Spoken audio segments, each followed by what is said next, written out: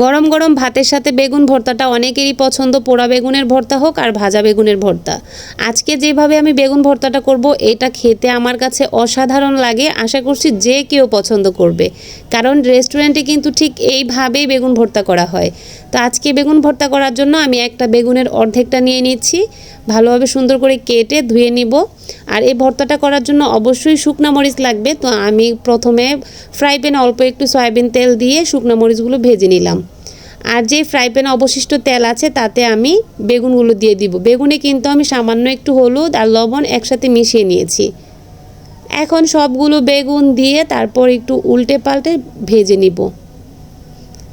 একটু সময় নিয়ে চুলার আঁচ মিডিয়াম লো থেকে দুই পাশ একদম সুন্দর কালার করে ভাজবো। তাতে কিন্তু ভর্তাটা খেতে অনেক বেশি ভালো লাগবে।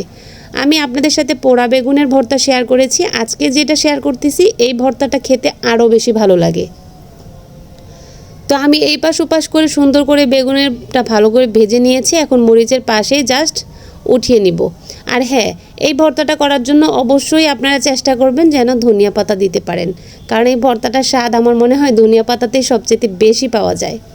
তো আমি আমার স্বাদ মতো এখানে শুকনো মরিচ ডলে নিচ্ছি। আপনারা চাইলে আপনাদের স্বাদ মতো কমিয়ে বাড়িয়ে নিতে পারেন।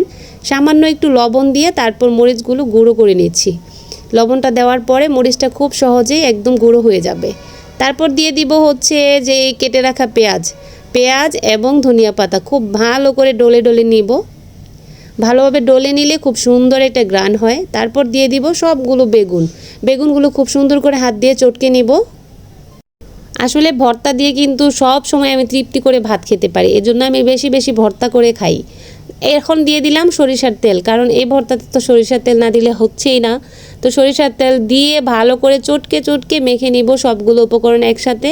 আর এই তো রেডি হয়ে গেল আমার বেগুন ভর্তা গরম গরম ভাতের সাথে খাওয়ার জন্য। এখন আমি পরিবেশনের জন্য জাস্ট ছোট্ট একটা মাটির বাটিতে আমি এটা নিচ্ছি। তো এইভাবে কিন্তু আপনারা ঝটপট করে বেগুন ভর্তা করে খেতে পারেন এবং সময় অল্প লাগে, খেতে অনেক ভালো লাগে। আর আজকে আমি যেভাবে বেগুন ভর্তাটা করেছি রেস্টুরেন্টে ঠিক সেম স্টাইলেই করা হয়।